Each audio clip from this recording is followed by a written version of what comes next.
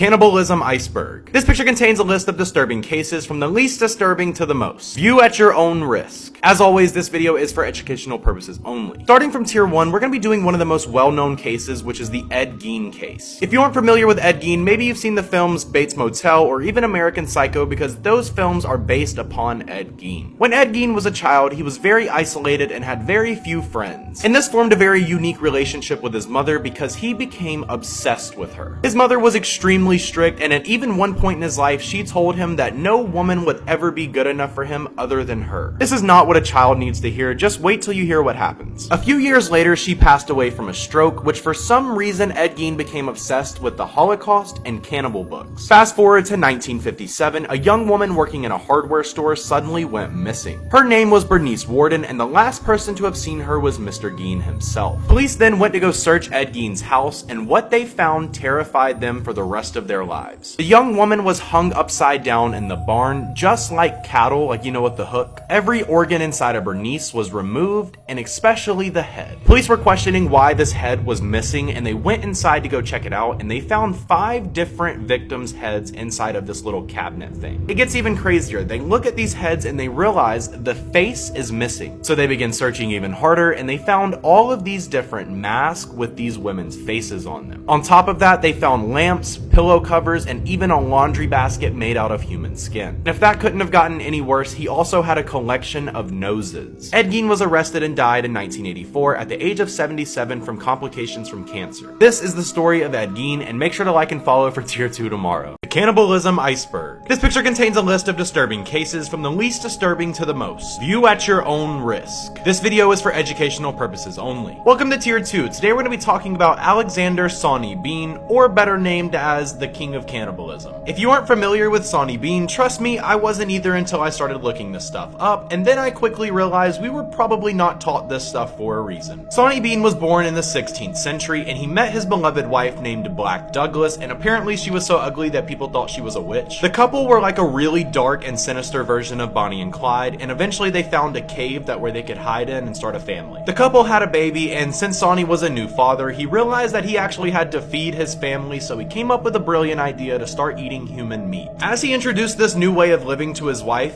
they loved it, and their family thrived. The couple would wait outside for travelers traveling alone at night, and they would pop out, and before the guy could even blink, he was dead and they were eating his body. Fast forward about 20 years, I actually have to look at the screen to tell you the amount of children they had. Sawney and his wife had 14 children, 18 grandsons, and 14 granddaughters. Let's just say they kept it all in the family, if you know what I mean. The cave that once housed just 2 individuals now housed 46 brutal, flesh-hungry humans. Their attacks grew larger and larger, and throughout the course of all of this happening, their family ate over 1,000 people. 46 of them would wait outside, and they would see travelers traveling alone at night, and they would jump out of the bushes, and before they could even blink, they would eat them alive. Now, the story has a weird ending because the king realized what this family was doing, and he sent 400 soldiers over there, and they buried every single member of this family alive. This is the story of Sawney Bean, and make sure to like and follow for tier 3 tomorrow. The Cannibalism iceberg. This picture contains a list of disturbing cases from the least disturbing to the most. View at your own risk. And as always, this video is for educational purposes only. Welcome to tier 3. Today we're going to be talking about Richard Chase, or better known as the Vampire of Sacramento. If you've ever seen the hit TV show Vampire Diaries, this is nothing alike and way, way worse. Born in May of 1950, Richard Chase grew up in Sacramento, California. Richard had a pretty tough childhood because his parents were extremely aggressive, but that doesn't excuse what he did by even a little bit. By the age of 10 years old, he had an extremely bad issue with cruelty to animals, wetting the bed, and arson. In fact, one of Chase's favorite hobbies were gutting rabbits and mixing it with Coca-Cola in a blender and then drinking it. The reason he did this is because he believed that his heart was shrinking and that his blood was turning into powder. He then realized drinking the rabbit's blood wasn't doing anything, so he tried to inject it, which later gave him blood poisoning. This would last for a while, but Chase craved something more. He would walk around his neighborhood and try and find doors that were unlocked, and then he would simply walk in. One day he walked into Teresa Wallen's house and stabbed her with a butcher's knife. He then destroyed the body and removed her internal organs, and then drank her blood and then smeared the rest on the wall. 4 days later, he did the same thing to to 4 different people, including 2 toddlers. Police went to his house to go and arrest him, and they found a victim's brain just sitting in a container and found hundreds of organs just chilled in the refrigerator. Chase was sentenced to life in prison, but ultimately died in 1980. There was no pattern to his crimes. He literally just walked around people's houses and went inside of them, so if anything, this is a reason to always lock your doors. This is the story of Richard Chase, and make sure to like and follow for tier 4 tomorrow. The cannibalism iceberg. This picture contains a list of disturbing cases from the least disturbing to the most. View at your own risk. As always, this video is for educational purposes only. Welcome to tier 4. Today we're going to be talking about Armin Meiwes, or better known as the internet cannibal. Okay, if you've heard of the name Armin Meiwes before, it's because I made an entire video about this about 6 months ago, and I made an entire YouTube video about this. The reason that he's in this list is because of how extreme and how ridiculous this scenario is. Armin Meiwes was a computer technician repair guy, and he found out about a website known as Cannibal Cafe. This website has since been taken down, but pretty much cannibals would communicate about their fantasies between each other. It's almost like a Tinder for cannibals. It's really messed up. Armin Meiwes posted a thread and said he was looking for an individual to fulfill his fantasy. To his surprise, a man named Brandis replied and said that it would be an honor for Armin Meiwes to eat him. Like, what the f***? Brandis comes over to Armin's house and he has a bunch of candles set up like a very romantic setting. Armin then led Brandis to the bathtub, and then he set up a bunch of video cameras. And then Armin cut off Brandis's, how do I say this? He cut off that part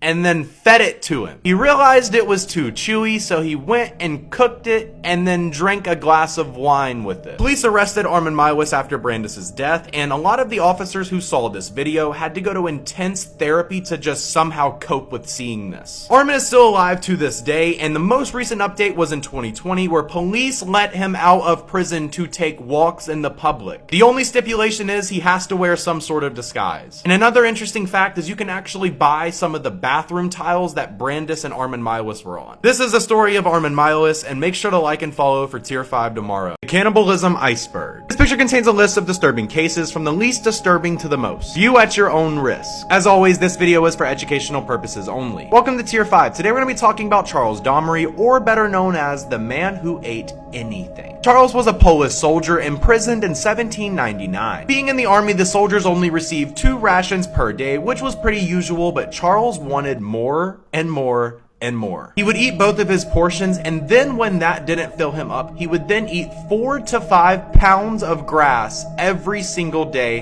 and it still wasn't enough. He then decided to try meat and consumed around 174 cats in just one single year. So they stuck him in prison, and he wasn't able to really eat any animals, maybe besides a couple rats here and there. So what do you think he did? So they stuck him in prison with around 15 to 16 people, and he ate everything in that cell except the walls. Yes, that means he ate 15 to 16 people. They eventually sent him to the prison doctor to see why one person could eat this much meat. And according to some of the articles, Charles actually ate the doctor too. It's unknown what actually happened to him after this, but this is a story of Charles Domery, and make sure to like and follow for tier 6 tomorrow. The cannibalism iceberg. This picture contains a list of disturbing cases from the least disturbing to the most. View at your own risk. As always, this video is for educational purposes only. Welcome to tier 6. Today we're going to be talking about Peter Stump, or better known as the Werewolf of Bedburg. Peter was described as being a widow with 2 sons and 1 daughter in 1564. By the way, the daughter allegedly gave birth to one of the sons. During the late 1500s, there was mass hysteria of people accusing other people of being werewolves, but no other case is like Peter Stump. Peter Stump had a unique body, and what I mean by that was Peter Stump was missing his left hand, and ironically, the wolf that these people saw was missing its left paw. The problem came when a few of Peter's neighbors wound up dead, and they looked at their bodies and they were torn from head to toe. This caused major uproar, and a group of werewolf hunters at the time started looking in the woods and trying to find this wolf. Somehow they lost track of the wolf, but they found Peter Stump all by himself in the woods in the same direction that this wolf was heading. This was enough for the werewolf hunters to bring him in for questioning. Later, Peter admitted to the crimes of murder, but he also admitted to a whole lot more. Peter admitted to killing 14 children and 2 pregnant women and devouring the fetuses. And one of those 14 children was his own son, which he devoured his brain. Now, whether he was a werewolf or not, these crimes did actually happen by Peter Stump. He later blamed these crimes on making a deal with the devil. And Peter Stump was eventually executed in 1589, and arguably one of the worst executions the world has ever seen. This is the story of Peter Stump, and make sure to like and follow for Tier 7 tomorrow. The Cannibalism Iceberg. This picture contains a list of disturbing cases from the least disturbing to the most. View at your own risk. As always, this video is for educational purposes only. Welcome to Tier 7. Today we're going to be talking about James Jameson. If the name sounds familiar to you, it's because James Jameson is the great-great-grandson of John Jameson, who is the creator of the famous Irish whiskey. James Jameson used his power to do unspeakable things. The family was incredibly wealthy, and they had more power than you could possibly imagine. James was visiting Central Africa in the late 1800s, and he met a slave trader named Tipu Tip, I think that's how you pronounce it. Apparently, the conversation became really intense because James and Tipu reached an agreement to pay 6 handkerchiefs for a 10-year-old slave girl. According to one of the translators that was with James at the time, the chiefs then took the handkerchiefs and said to the villagers, "This is a present from the white man as he wants to see somebody be eaten." The 10-year-old girl was then tied to a tree and absolutely cut into pieces. He then later wrote into his diary that he was impressed that this girl never made a sound. As if this wasn't bad enough, James then took a piece of paper and started drawing the same thing he just saw so that way he could have a constant reminder of it. James never faced justice for what he did because with the help of the Belgian government, they covered it up and then he died shortly after. Make sure to like and follow, and I will see you guys tomorrow with Tier 8. Am I the asshole for telling my girlfriend I'll keep honoring my best friend's dying wish, even if it makes her uncomfortable?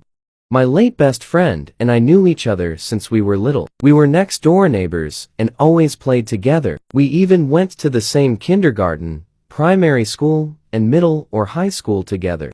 One day during our sophomore year, we started talking about how most of our classmates had started dating. We obviously weren't okay with that and decided get one up on all of them by getting married. As a joke, I made her a fake ring and she gave me her scrunchie.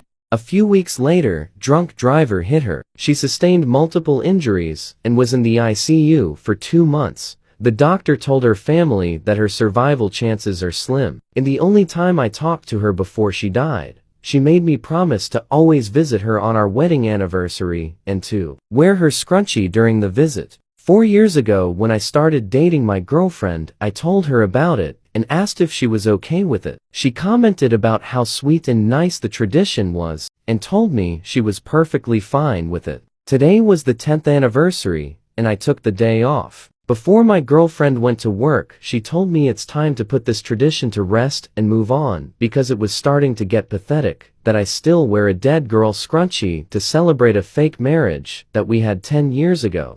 Was furious at her comments because she wasn't just a dead girl. She was my best friend and like a sister to me. We grew up and did everything together. I told my girlfriend a long time ago that we never had a sexual or romantic relationship and that our wedding was just a joke. It's not like I talk about her or keep her photos around the house or anything similar. The only times I've talked about her to my girlfriend is when I told her if she was okay with the tradition or if she asked me about her. When I told her that I'll keep honoring my best friend's dying wish, even if it made her uncomfortable, she left for work angry at me and hasn't came back home yet. Am I the asshole? This is why you should always keep pictures of your parents. A little girl named Olivia who lived a very quiet life decided to check her homework assignments that were posted online. The teacher posted that they needed to write down their favorite memory with their family as well as bring a photograph. Olivia then writes about how her and her mom play dolls every night in the basement before bed and that she has a lot of fun doing so. She finishes her paragraph and then looks in her dad's drawer for a photograph of mom. She only found pictures of her mom from high school but decided to use it anyway. Olivia goes to bed and wakes up the next morning. Once she arrives at school, the teacher then says, "Let's start presenting our project." Then the teacher called Olivia's name to present. Olivia then begins to read about how her and her mom play dolls every night and then pulls out the photograph. As soon as Olivia pulled out the photograph, her teacher's face goes numb. She then asks Olivia if she can take a closer look at the photograph. She then recognized her mom as one of her previous students. Then the teacher asks, "Where did you get this photo?" Olivia says, "My dad keeps them in his drawer." The teacher, shocked, sits down Olivia and pulls out an old newspaper. The newspaper headline, "Local high school teen murdered, boyfriend gone missing." The teacher then looks at Olivia and says, "Your mom has been dead for 14 years.